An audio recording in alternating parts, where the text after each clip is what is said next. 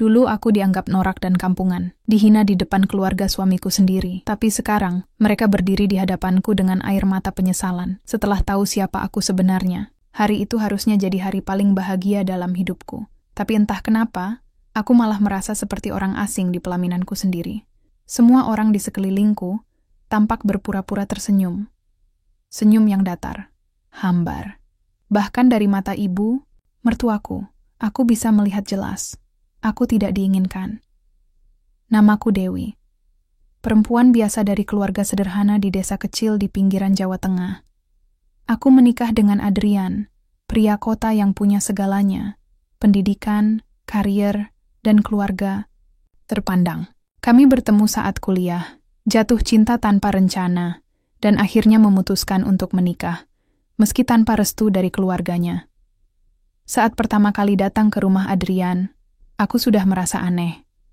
Ibunya, Bu Laras, hanya menatapku dari ujung kepala sampai kaki, lalu berkata dengan suara datar, "Adrian, kamu yakin dengan pilihanmu ini?" Adrian menjawab yakin, tapi sorot matanya sedikit ragu.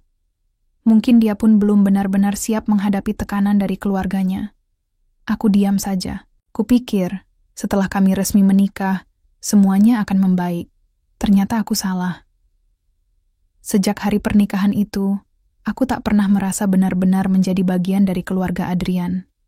Di acara resepsi, saat aku menyapa para tamu, aku mendengar bisikan-bisikan kecil.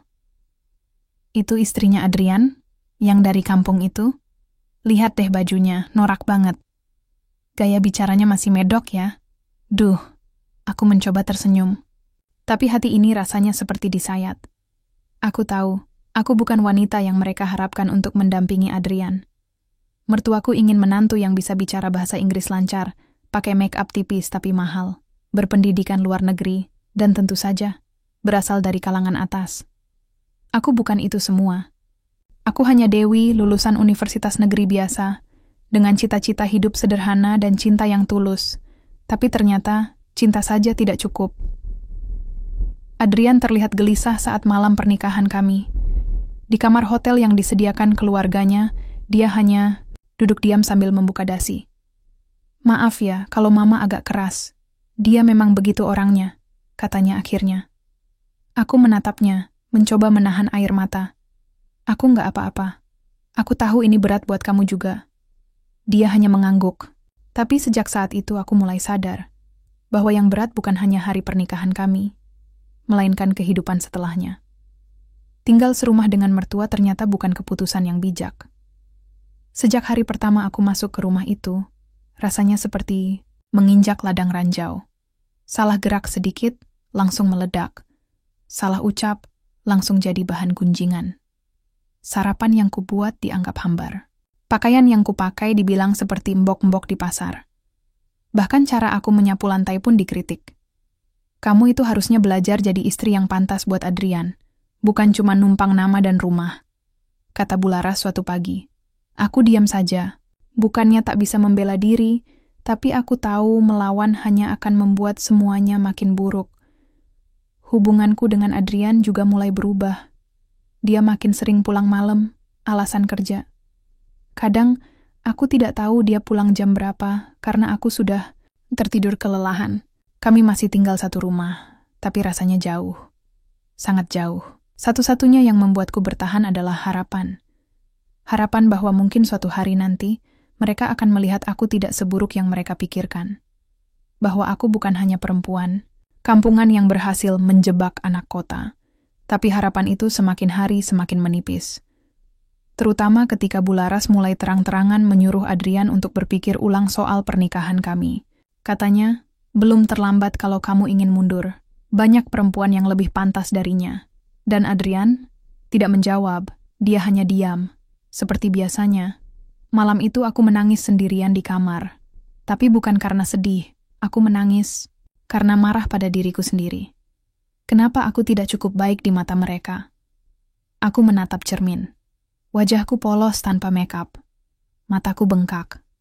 Tapi di balik semua itu, aku berjanji pada diriku sendiri.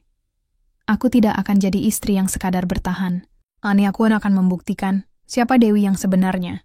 Dan saat hari itu tiba, mereka akan menunduk. Termasuk Bu Laras. 3 bulan pertama pernikahan kami berjalan seperti lorong panjang tanpa cahaya. Aku bangun pagi, menyiapkan sarapan, membereskan rumah, semua kulakukan tanpa suara. Mertua dan ipar, seperti penghuni lain yang bahkan tidak mau menyapa kecuali untuk mengeluh. Aku mencoba sabar. Tapi sabar itu ada batasnya. Pagi itu, aku terlambat bangun. Semalam aku begadang membantu Adrian menyusun laporan keuangan bisnisnya yang mulai goyah. Aku pikir, setelah semua bantuan itu, setidaknya dia akan sedikit berubah. Tapi yang kudapat malah suara tinggi dari ruang makan. Ini jam berapa baru bangun? Kamu pikir ini rumah kos? Bu Laras meletakkan sendoknya dengan keras di piring. Maaf Bu, saya... Sudah, nggak usah alasan. Kalau kamu nggak bisa jadi istri yang baik, bilang dari awal. Saya bisa bantu Adrian cari yang lain. Aku menunduk. Di sudut ruang makan, Adrian hanya duduk diam. Seperti biasa, seolah semua itu bukan urusannya. Aku mencarinya dengan pandangan, berharap ia bicara, membelaku. Tapi dia hanya menatap nasi di piring seakan tak pernah mengenalku. Setelah makan, aku memberanikan diri masuk ke kamarnya. Adrian, aku mohon, kamu harus bicara. Jangan biarkan ibumu terus seperti ini. Adrian hanya menghela napas. Kamu tahu sendiri mama seperti apa. Aku nggak bisa melawannya. Jadi aku harus terus dihina begini? Tanyaku. Suaraku mulai meninggi. Aku juga lelah, Deo. Tapi kalau kamu terus bikin keributan, itu cuman makin bikin semua runyam. Runyam? Yang membuat runyam itu bukan aku, tapi keberadaanku sendiri di mata keluarganya. Tapi aku tahu, percuma berbicara pada orang yang tak mau mendengar. Beberapa hari kemudian, Bu Laras menggelar acara arisan keluarga. Aku antusias, berpikir ini kesempatan untuk menunjukkan bahwa aku bisa diterima. Aku memakai baju batik terbaikku, menata rambut sederhana, dan membuat kue sendiri. Tapi sesampainya di ruang tamu, semua orang menatapku dengan sinis. Aduh Mbak Dewi, bajunya, motifnya rame banget ya. Kayak gorden rumah nenek saya. Celetuk salah satu sepupu Adrian. Yang lain tertawa. Aku ingin balik badan dan masuk ke kamar. Tapi aku tahan. Kutaruh kue yang kubuat di atas meja. Tak ada yang menyentuhnya. Saat itulah, aku sadar. Di rumah ini aku selalu salah. Salah dandan, salah bicara, salah berdiri, salah tersenyum. Seolah aku tidak pernah pantas duduk sejajar dengan mereka. Malamnya, saat semua sudah tidur, aku duduk di depan laptop. Aku buka YouTube, cari video tentang komunikasi, public speaking, belajar makeup. Aku catat semua.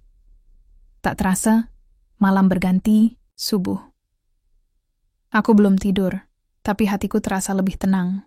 Hari demi hari, aku mulai mengubah diriku. Bukan demi mereka, tapi demi diriku sendiri. Aku mulai menulis blog, iseng-iseng. Tulisan pertamaku tentang pengalaman jadi menantu yang tidak diinginkan langsung viral di platform itu. Banyak yang mengirim pesan, mengaku senasib.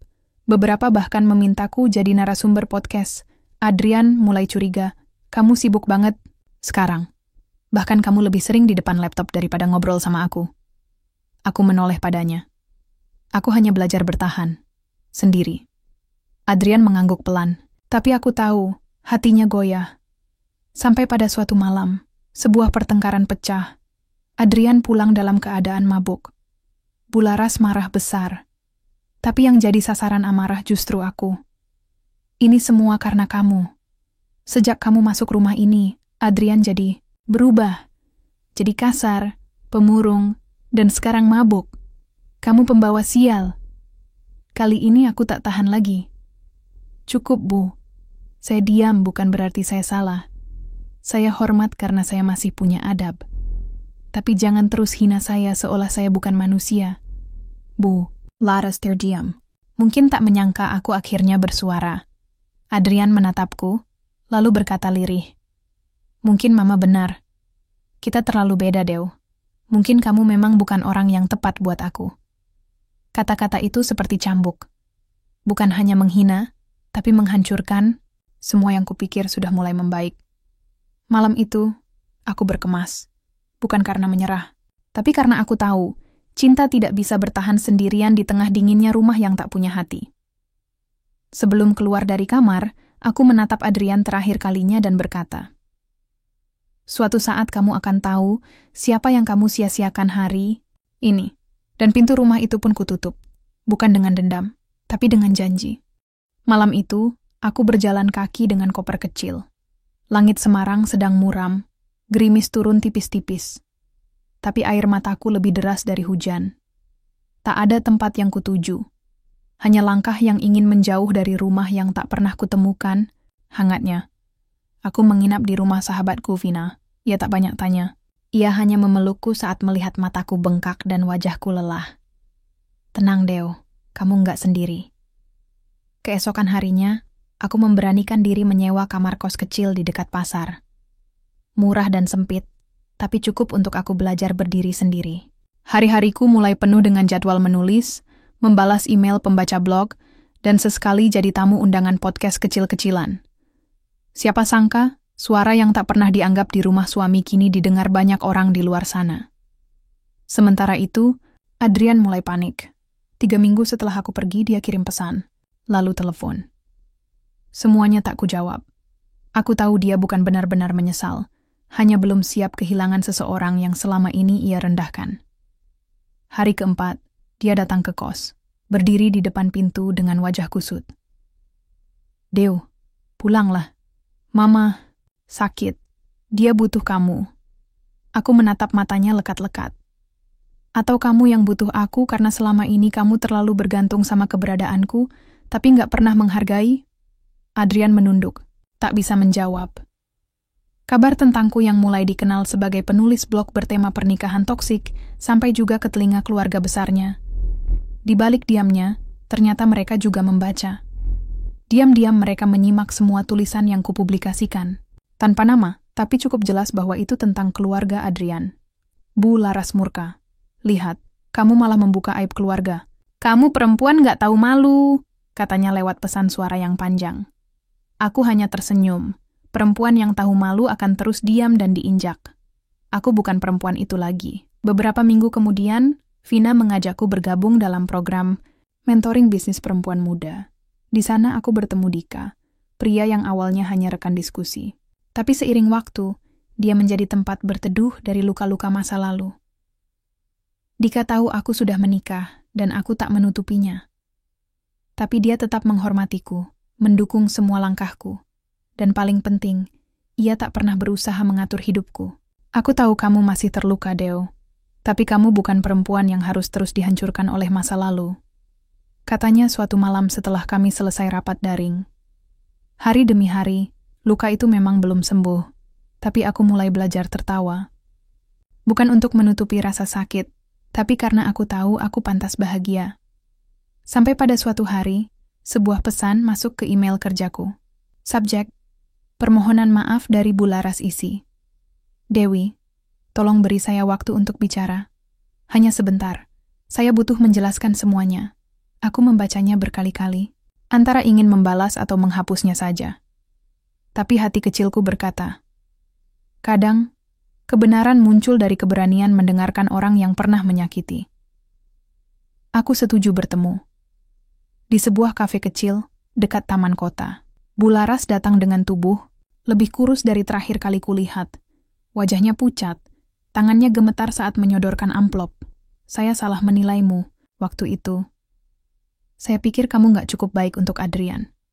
Tapi ternyata, kamu yang terlalu baik untuk kami. Aku hanya diam."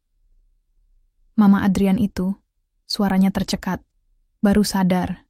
Kadang kita butuh dihancurkan dulu biar tahu siapa yang selama ini membangun. Amplop itu berisi hasil tes kesehatan. Bu Laras sakit ginjal. Parah. Tak bisa lagi banyak aktivitas. Dan selama aku tak di rumah, Adrian makin terpuruk. Dia kehilangan arah. Aku tak tahu harus sedih atau bersyukur. Kalau kamu masih punya sedikit hati, bantu Adrian. Dia butuhmu. Aku menatap wanita itu. Dia bukan lagi perempuan yang dulu selalu menyalahkanku. Kini, matanya basah. Ada penyesalan nyata di situ. Tapi luka di hatiku belum sembuh. Dan aku bukan pahlawan yang harus menyelamatkan rumah tangga yang dulu membakarku hidup-hidup. Aku berdiri, merapikan tas, dan berkata pelan, "Saya doakan ibu lekas sembuh. Tapi kalau tentang Adrian, mungkin sekarang gilirannya belajar sendiri, Bu. Tanpa saya." Aku melangkah pergi, menahan air mata. Karena memilih melanjutkan hidup bukan berarti tidak punya hati. Tapi karena kali ini, aku ingin mencintai diriku sendiri lebih dulu. 2 bulan berlalu sejak pertemuan singkat dengan Bu Laras. Aku memilih kembali fokus ke pekerjaanku. Blogku berkembang. Tawaran kerja sama berdatangan. Aku mulai menulis buku pertama. Tentang perempuan yang bangkit dari luka rumah tangga. Dika tetap hadir. Tidak menekan, tidak mendesak. Tapi selalu ada ketika aku membutuhkan teman diskusi. Atau hanya sekadar kopi sore. Sampai hari itu tiba, Adrian muncul di kosanku. Berdiri dengan wajah lebih tua beberapa tahun. Matanya cekung, rambutnya berantakan, dan di tangannya ada kantong plastik berisi foto-foto kami semasa awal pernikahan. Aku minta waktu, 5 menit aja. Buat bicara, katanya pelan. Aku menatapnya tajam, tapi kali ini tak ada kemarahan, hanya kehampaan. Kami duduk di taman kecil depan kos. Ia memulai dengan suara bergetar. "Dew, aku salah besar. Aku terlalu nurut sama mama, terlalu egois. Dan waktu kamu pergi, aku pikir kamu cuma lagi ngambek. Tapi ternyata kamu beneran pergi ninggalin semua luka yang aku buat." Aku tetap diam, ingin mendengarnya tuntas. Sejak kamu nggak ada, aku ngerasa kosong. Nggak ada yang ngingetin makan, nggak ada yang nyambut aku pulang, nggak ada yang jadi temen ngobrol tengah malam. Tangannya gemetar saat menyerahkan sebuah dokumen. Ini surat cerai yang mama urus, tapi belum kutandatangani. Karena aku belum rela. Aku menatap dokumen itu. Lemah. Aku pernah takut dengan kertas ini. Tapi sekarang, ia cuma simbol dari hubungan yang sudah mati sejak lama. Kenapa kamu baru datang sekarang, Adrian? Saat aku udah belajar jalan tanpa kamu, ia terdiam, menunduk. Aku terlalu bodoh. Dan sekarang aku sadar. Kamu bukan istri norak dan kampungan. Kamu perempuan paling kuat yang pernah aku kenal. Kata-kata itu seperti peluru, tapi bukan yang menyakitkan. Justru membuat hati ini getir. Mama juga nyesel. Dia sakit, Dew. Dan dia terus bilang, "Kamu satu-satunya menantu yang tulus." Aku menghela napas panjang.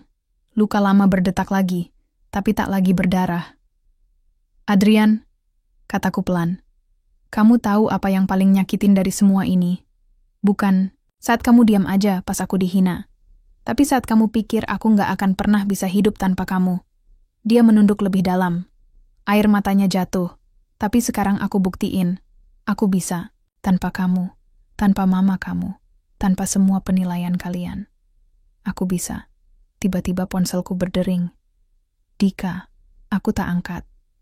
Tapi kehadiran Dika seperti pelindung tak kasat mata. "Kalau kamu masih sayang," lanjut Adrian, "kasih aku kesempatan. Sekali aja." Aku berdiri, menatapnya 1 detik lebih lama. Kesempatan itu sudah kamu buang waktu kamu diam saat aku dihina. Sekarang, biar aku yang memilih jalanku sendiri.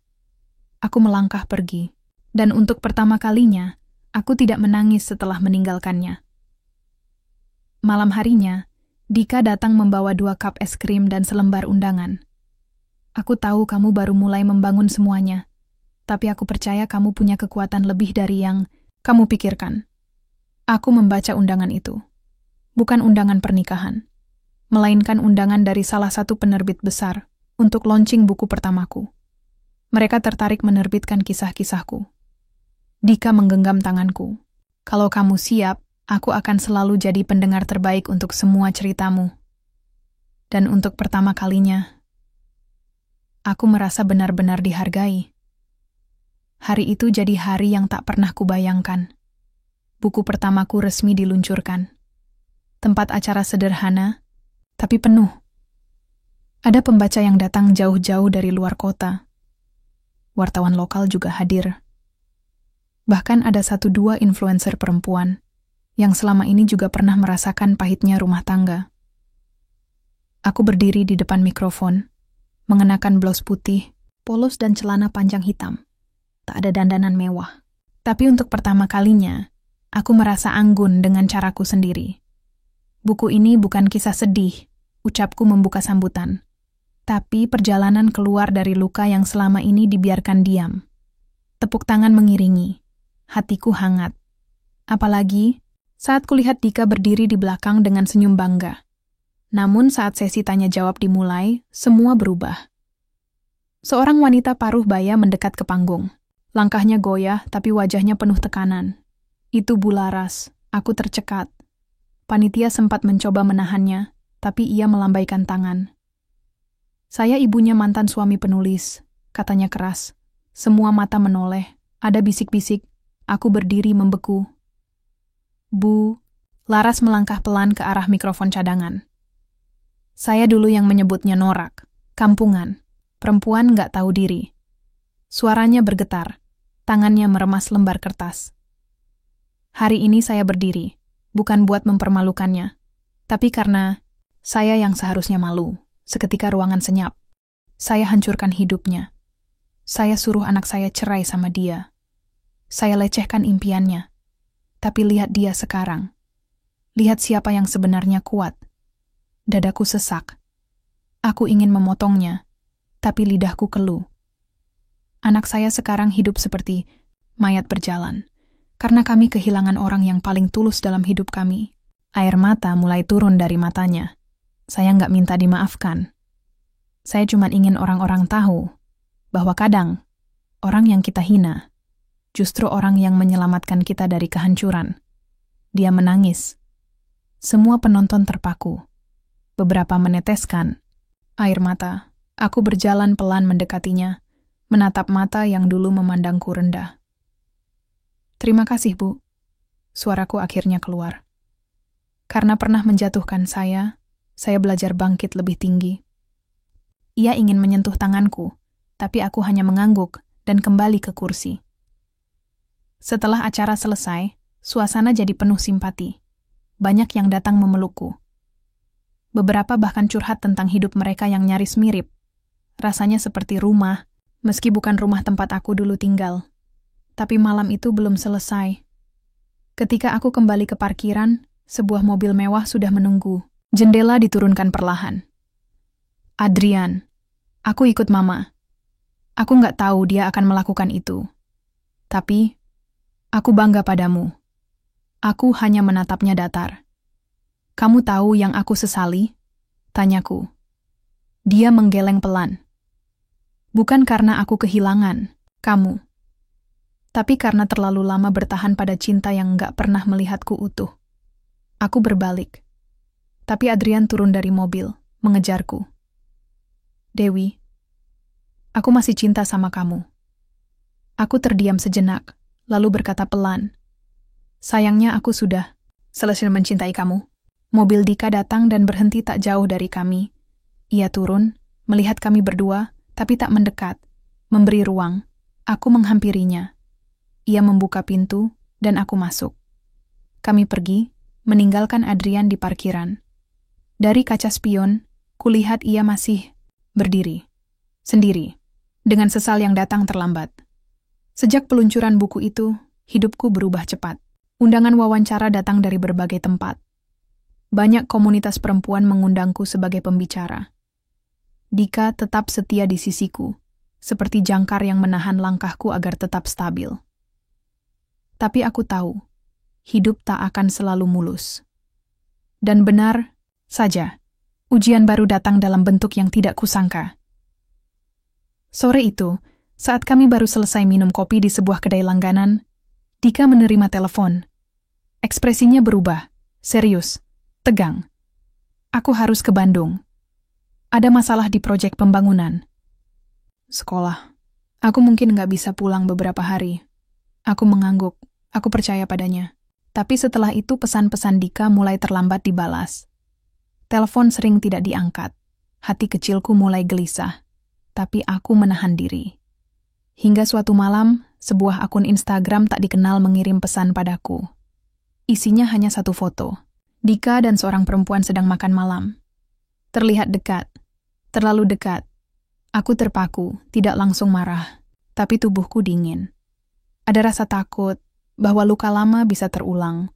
Kupikirkan semalaman. Keesokan harinya aku putuskan pergi ke Bandung tanpa memberitahu siapapun, termasuk Dika. Aku datang ke lokasi proyek tempat Dika bekerja, bertanya ke beberapa orang. Lalu seseorang menunjuk ke arah bangunan setengah jadi. Di sana, kulihat Dika sedang berbicara dengan perempuan dalam foto itu. Mereka tampak berdiri cukup dekat. Aku bersembunyi di balik tembok. Tiba-tiba suara perempuan itu terdengar. "Mas Dika, kamu yakin gak salah pilih? Perempuan kayak aku lebih bisa nyatu sama dunia kamu. Bukan kayak mantan istrimu itu, yang cuma bisa curhat di buku." Darahku mendidih, tapi aku tetap diam. Ingin tahu bagaimana Dika merespons. Dika tertawa pelan, tapi kata-katanya berikutnya mengejutkanku. Dia bukan mantan istriku, dan dia bukan cuma penulis curhat. Dia perempuan yang lebih kuat dari siapa pun yang pernah aku kenal. Jadi jangan pernah bandingkan dirimu dengannya. Perempuan itu cemberut. Tapi kamu nyaman sama aku, kan? Dika menggeleng. Nyaman bukan berarti sayang, dan aku nggak cari yang baru. Karena hatiku masih di tempat yang sama dia. Aku tak kuat lagi. Aku melangkah mundur dan kembali ke hotel, tanpa memberitahunya bahwa aku ada di sana. Malam itu, aku menerima pesan dari Dika. "Maaf ya, Deo. Aku belum sempat cerita soal konflik dengan anak kepala proyek. Dia terlalu dekat, dan aku sudah beberapa kali menegur. Tapi dia nggak paham juga. Besok aku balik ke Jakarta. Aku kangen kamu, kepalaku penuh. Aku lega, tapi juga sedih. Luka lama membuatku gampang curiga. Tapi lelaki ini, dia tak pernah memberiku alasan untuk meragukannya." Keesokan harinya, Dika datang ke kosan dengan ekspresi lelah tapi penuh semangat. Aku menatapnya lama. Lalu bertanya pelan, "Masih yakin sama aku?" Dia menggenggam tanganku. Bukan cuma yakin. Aku bahkan ingin melangkah lebih jauh. Kemana? Ia membuka kotaknya. Sebuah cincin sederhana. Menuju hidup yang kita pilih sendiri, tanpa bayang-bayang masa lalu. Aku tak langsung menjawab. Tapi mataku berkaca-kaca. Bukan karena cincin itu, tapi karena untuk pertama kalinya, aku merasa layak dicintai tanpa perlu berubah jadi orang lain. Sudah 2 minggu sejak Dika melamarku, tapi belum ada satu pun dari kami yang membahas tanggal. Bukan karena ragu, tapi karena kami berdua tahu ada masa lalu yang belum selesai sepenuhnya. Dan itu datang malam itu, dengan cara paling tidak mengenakan. Rani, sahabatku sejak SMA, tiba-tiba mengirimiku voice note. Suaranya terdengar aneh. "Dew, aku nggak enak hati. Tapi aku baru aja ketemu Bularas. Ya, mertuamu itu. Mantan. Tapi kayaknya dia lagi cari cara buat dekat lagi sama kamu." Aku langsung duduk. Keningku berkerut. Dia ngajak aku ngobrol, ngajak kerja sama bikin bisnis warung kopi. Tapi aku curiga, kok dia malah nanyain kabarmu, bilang kamu berubah banget. Dia bilang kamu cocoknya sama Adrian karena dari keluarga terhormat. Aku menggenggam ponsel erat-erat. Dada sesak 3 hari kemudian, aku memastikan sendiri. Rani mengajakku ke sebuah kafe kecil yang katanya jadi tempat meeting keduanya. Dan benar saja, di pojok ruangan, aku melihat Bularas duduk bersama Adrian. Aku ingin pergi. Tapi langkahku tertahan ketika Bularas berkata keras, "Adrian, kamu jangan bodoh. Cewek itu masih bisa kamu rebut. Dia cuma lagi balas dendam. Hatinya belum sepenuhnya pergi darimu. Apalagi, kamu ayah dari calon anaknya." Aku tertegun. Apa? Ku dekatkan tubuhku. Rani langsung menarik lenganku, menyuruh duduk agar tak terlihat. Aku lihat dia mual 2 kali saat wawancara TV minggu lalu. Lanjut Bularas. "Kalau dia hamil dan kamu nggak ambil tindakan, keluarga kita makin hancur." Adrian terlihat canggung. Tapi diam, aku mendidih. Mual yang dimaksud itu cuma efek kelelahan dan lambungku yang memang lemah sejak dulu. Tapi sekarang malah dijadikan alasan untuk mengganggu hidupku. Aku berdiri. Rani mencoba menahanku. Tapi sudah terlambat. Aku melangkah ke hadapan mereka, menatap Bularas dan Adrian dengan dingin. Selamat malam, Ibu. Mas Adrian, kalau niatnya mengatur hidup saya lagi, sayang sekali saya bukan perempuan yang sama seperti dulu. Bularas tersentak. Adrian membeku. Dan soal hamil, sayangnya, saya baru selesai haid 2 hari lalu. Jadi, mual yang Ibu banggakan itu cuma maag biasa. Beberapa tamu melirik, tapi aku tak peduli. Saya datang bukan untuk marah, tapi untuk mengingatkan. Hidup saya bukan proyek keluarga kalian lagi. Saya bukan properti yang bisa diminta balik kapan saja. Aku berbalik. Tapi Bularas menahan pergelangan tanganku. Dewi, maafkan Ibu. Ibu cuma takut kehilangan keluarga. Yang dulu, aku tersenyum tipis. Justru karena Ibu kehilangan saya, Ibu baru belajar makna keluarga. Aku meninggalkan mereka. Dengan langkah ringan. Di luar kafe, Rani mengikutiku. Kami tertawa bersama. Kamu keren banget barusan, katanya. Tapi tawaku tak sepenuhnya lega. Karena saat aku tiba di rumah malam itu, aku menemukan sebuah kotak kecil di atas meja. Dika meninggalkannya, isi kotak itu bukan cincin, melainkan undangan pernikahan temannya, dan di bawah undangan itu ada sepucuk surat tulisan tangan. Deo, aku harus keluar negeri urus cabang baru. 3 bulan. Aku tahu ini tiba-tiba. Tapi aku juga tahu kamu cukup kuat untuk menunggu. Kalau nanti saat aku kembali, kamu masih mau menerima aku, maka kita mulai semuanya. Bukan sebagai pelarian, tapi sebagai 2 orang yang sama-sama pulih. Hatiku campur aduk. Baru saja aku mengusir masa lalu, masa depan malah menjauh sejenak. Tapi aku tahu, kali ini, aku tidak sendiri. Aku punya diriku. Dan itu cukup. Untuk saat ini. 3 bulan. Itu waktu yang Dika butuhkan. Tapi buatku, 3 bulan terasa seperti ujian yang tak ada habisnya. Bukan hanya soal menunggu, tapi juga soal bertahan dari bisikan masa lalu yang mencoba masuk lagi ke dalam kepalaku. Selama Dika pergi ke Kanada, aku mengisi waktuku dengan kerja. Penerbit mendorong buku keduaku. Banyak pembaca mulai mengenali namaku. Tapi semakin tinggi aku melangkah, semakin kuat suara-suara kecil dari masa lalu mencoba menarikku ke bawah. Suatu malam, saat aku baru selesai menjadi pembicara di acara seminar, aku dihampiri seseorang. Perempuan. Anggun. Wajahnya asing, tapi sorot matanya menyimpan sesuatu yang gelap. Kamu Dewi, ya? Katanya sopan. Aku Ratna. Tunangan Dika yang dulu. Darahku terasa turun ke kaki. Aku hanya ingin bicara sebentar. Tentang Dika. Kami duduk di sudut ruangan. Dia menatapku dengan senyum kecil. Dika orang baik. Tapi dia juga pengecut. Dia tak pernah benar-benar menyelesaikan apapun. Termasuk kisah kami, dia pergi begitu saja. Dan sekarang aku dengar dia bersamamu, lalu pergi lagi ke luar negeri tanpa kepastian. Aku diam. Apa kamu yakin kamu bukan hanya pelarian buat dia, Dewi? Kalimat itu seperti peluru, tajam, terukur. Tapi aku tidak langsung menjawab, sebab aku sadar, bukan Ratna yang jadi masalah, tapi diriku sendiri, keraguanku sendiri. Tiba-tiba, aku teringat malam-malam saat Dika bilang, aku mencintaimu bukan karena kamu sempurna, tapi karena kamu jujur jadi diri sendiri. Lalu kenapa sekarang aku kembali mempertanyakan kejujuran itu? Ratna berdiri. Hati-hati, kadang luka lama bukan datang dari orang lain, tapi dari ketakutan kita sendiri yang belum selesai.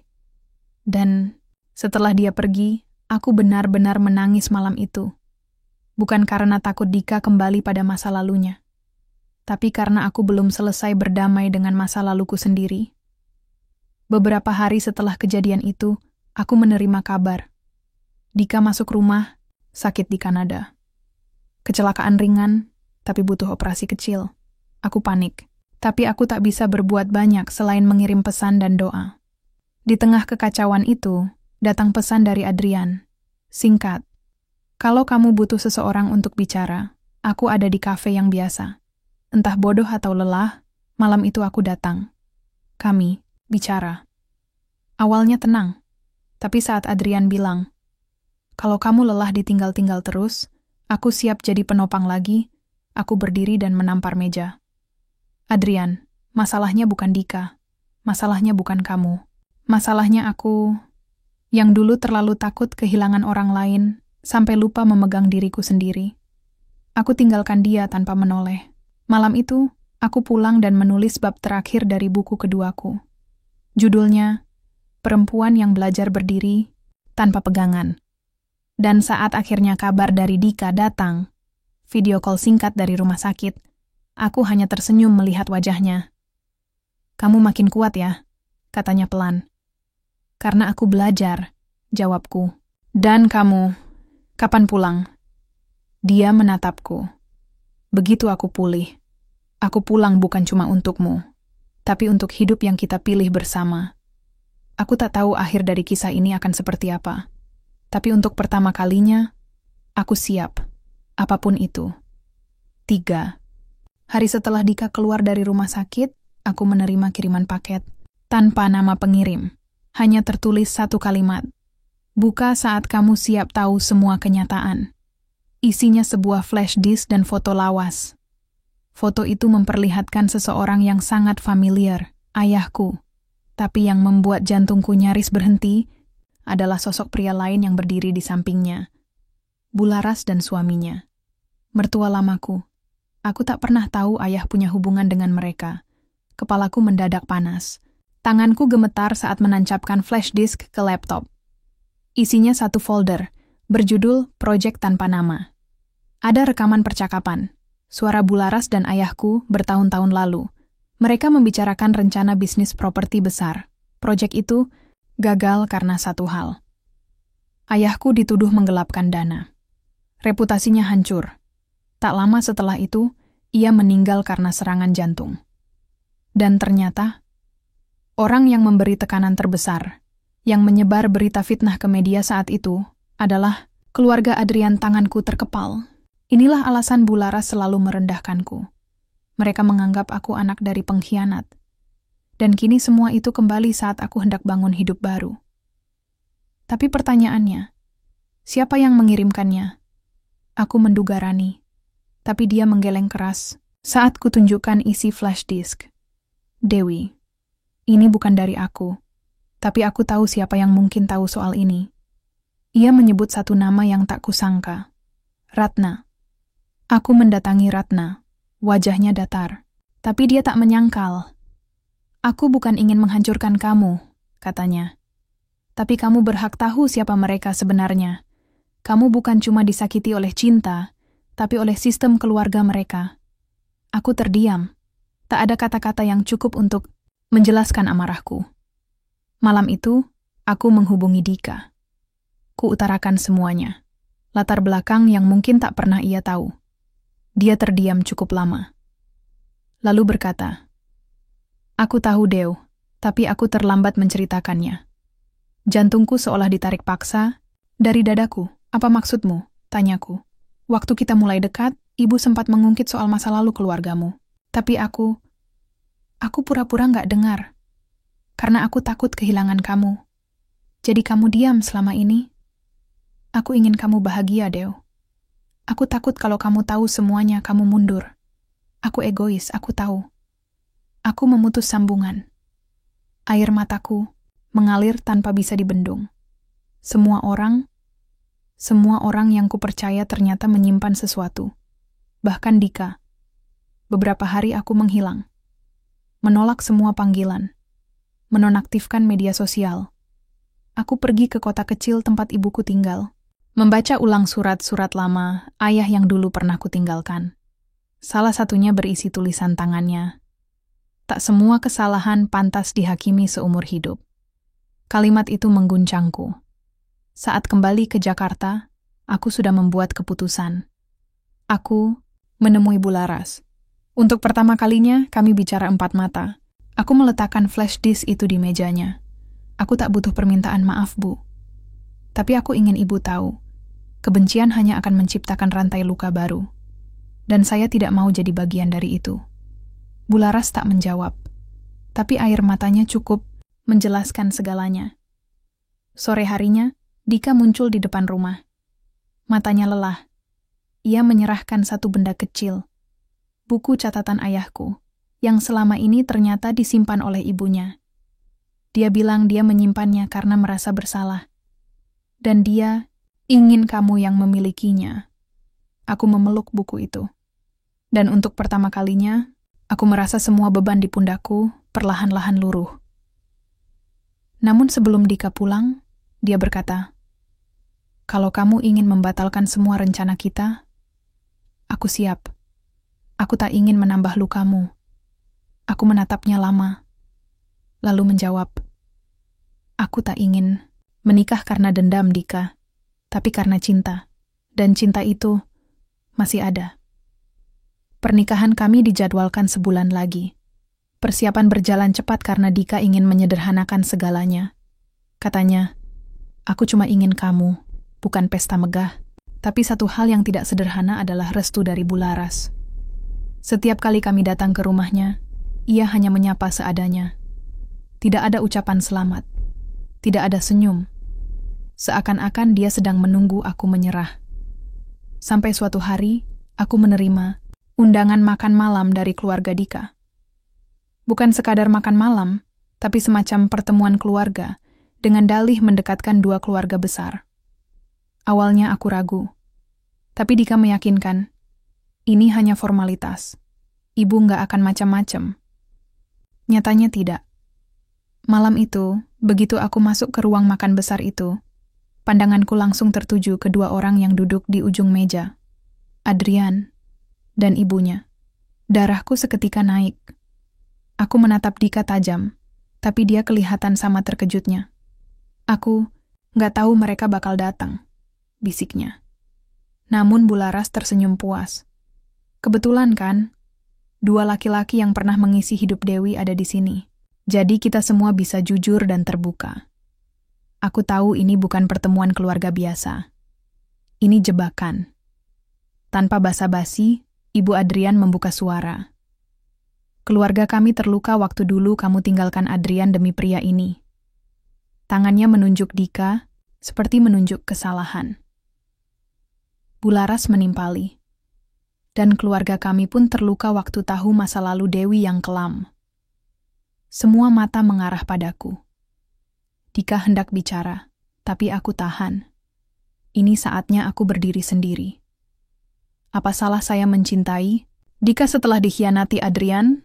Apa salah ayah saya hanya karena kalian tak pernah mau mendengar sisi ceritanya? Ruangan menjadi sunyi. Aku mengeluarkan flash disk dari tas kecilku yang sebelumnya sudah kubuat salinannya dan meletakkannya di meja. Itu semua bukti siapa sebenarnya yang menghancurkan hidup ayah saya. Dan betapa kalian menyimpan kebencian yang diturunkan ke saya tanpa pernah bertanya. Semua wajah memucat, termasuk Adrian. Kalau malam ini tujuannya untuk mempermalukan saya, maka saya bisa pergi sekarang juga. Tapi kalau kalian benar-benar ingin tahu siapa saya, lihat saya hari ini. Tanpa nama keluarga, tanpa warisan, tanpa dukungan siapapun. Saya bangkit karena luka, bukan karena belas kasihan kalian. Aku berdiri, mengambil tas. Dika mengejarku, tapi aku berkata tegas, "Biarkan aku sendiri malam ini." Malam itu aku duduk di balkon apartemenku. Sendiri, berpikir, haruskah aku tetap menikah dengan Dika? Jika harga dari itu adalah membiarkan diriku terus diinjak-injak? Pagi harinya Dika datang, membawa 2 koper besar. Aku keluar dari rumah. Ibu tak setuju, dan aku juga tak bisa membujuknya lagi. Tapi aku tahu, hidup yang mau aku bangun harus dimulai dengan jujur. Aku menatapnya, tak percaya. "Kamu yakin?"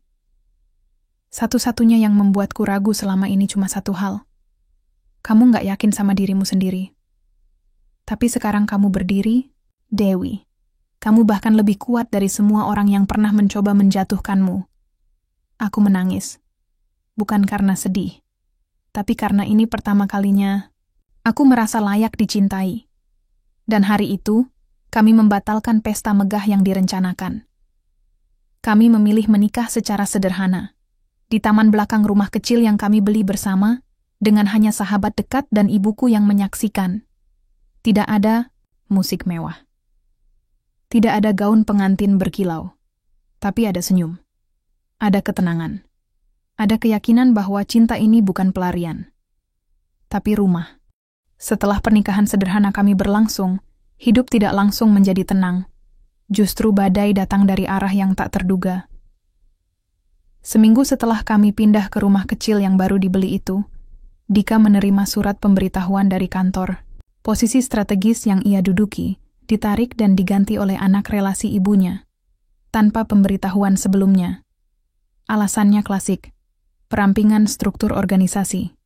Dika hanya tertawa waktu membacanya. Aku cuman gak nyangka ibu sekejam ini.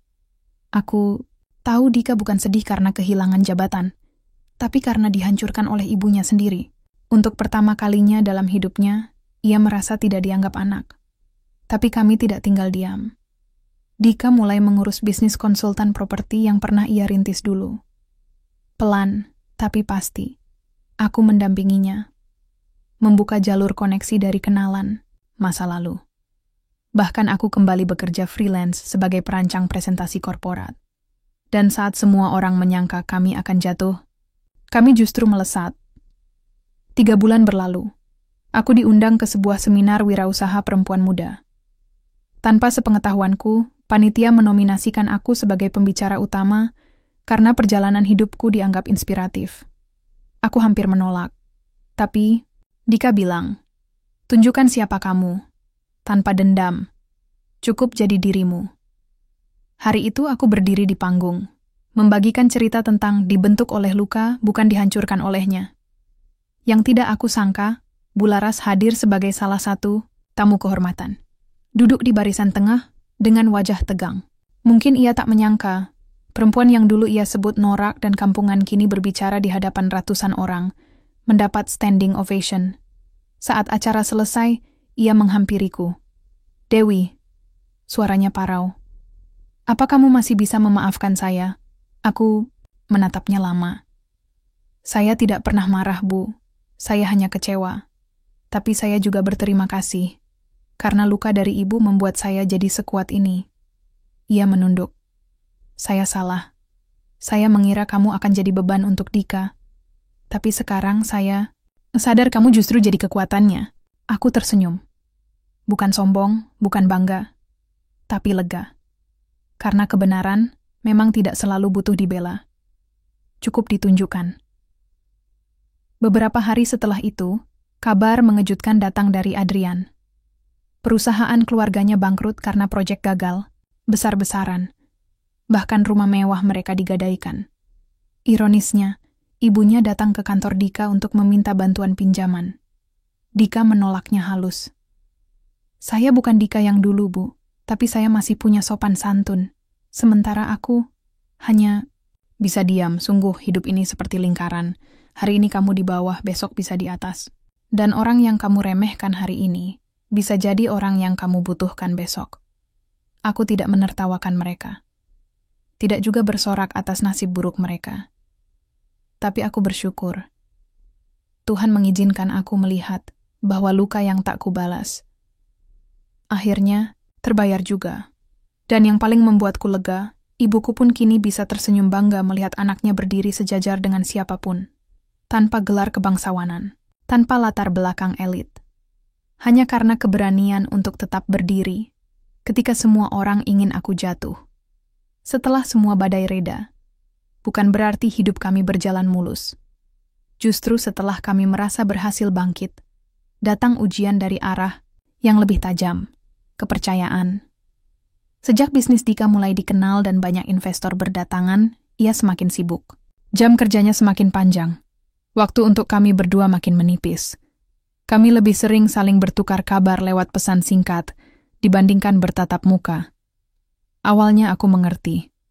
Tapi lama-lama, rasa sepi itu mengusik. Aku mulai bertanya-tanya.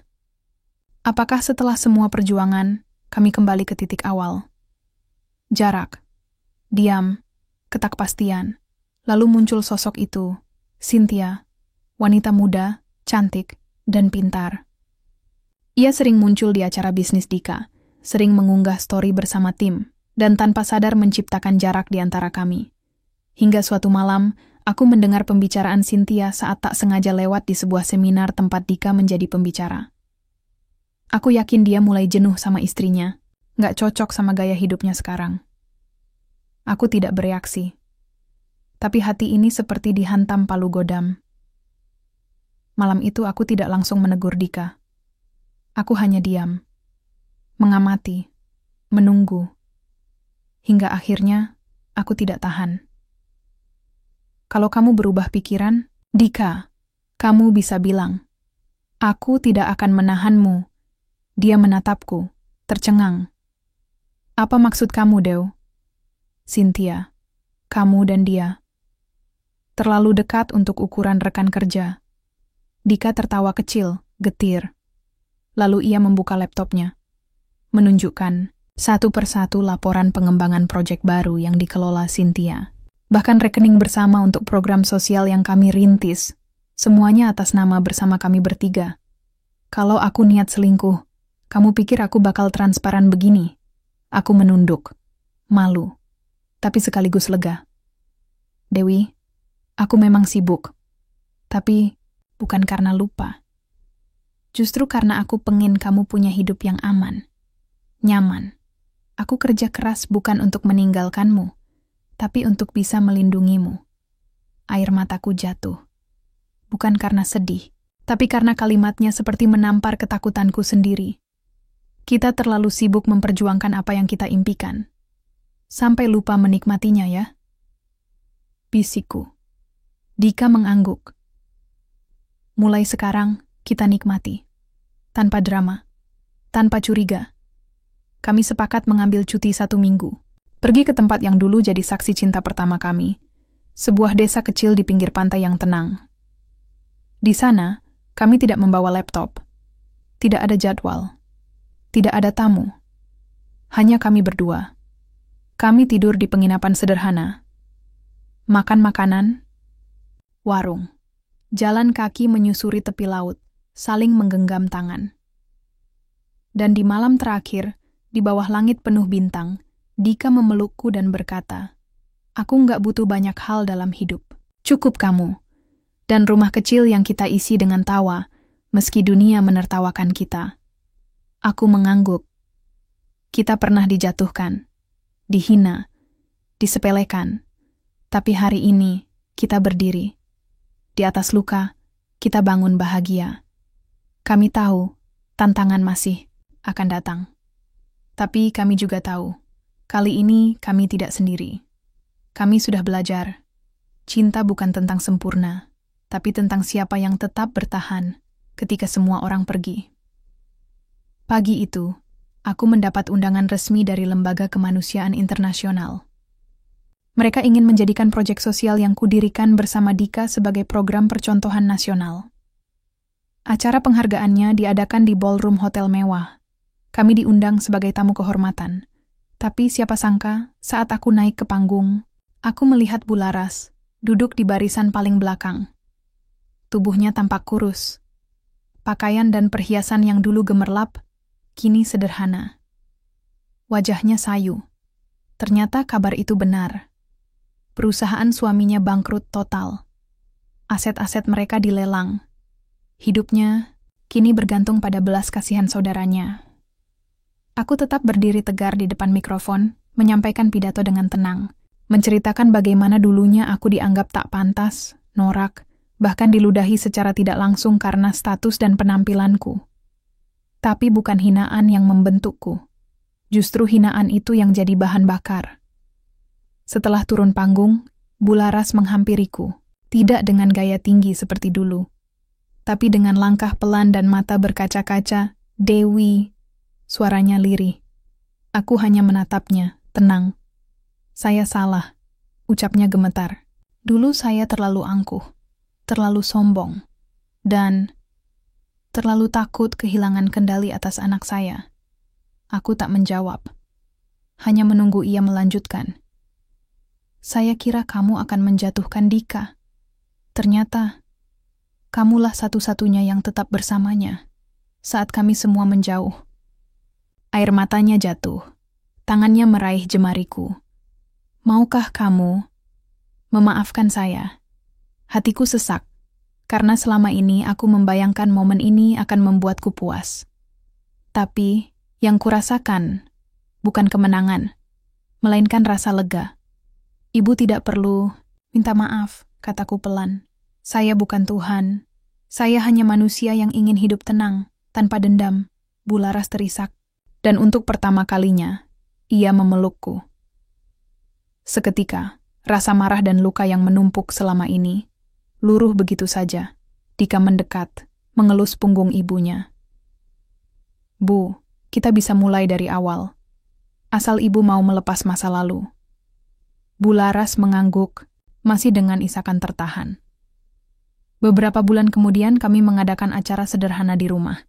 Bukan pesta besar, hanya kumpul keluarga dan anak-anak dari program sosial kami. Bularas datang membawa tumpeng. Ya, tumpeng. Sesuatu yang dulu ia anggap kampungan. Saat dia menyerahkan tumpeng itu padaku, ia berkata, "Hari ini, saya belajar dari kamu, Dewi. Menantu yang dulu saya remehkan. Ternyata, jadi guru paling berharga dalam hidup saya." Aku tersenyum. Bukan karena akhirnya aku menang, tapi karena luka itu tidak sia-sia. Dan dari luka itu, aku tidak hanya menemukan harga diriku, tapi juga keluargaku. Versi yang baru, yang lebih tulus. Dan ketika semua tamu bubar, Dika mendekapku dari belakang. "Kita sudah jauh dari titik awal ya," bisiknya. Aku menoleh. Tapi yang paling penting, kita masih tetap saling genggam. Langit malam itu penuh bintang. Dan dalam diam, aku tahu. Inilah akhir yang aku impikan. Bukan tentang menang atau kalah, tapi tentang siapa yang tetap berdiri tegak, tanpa kehilangan hatinya.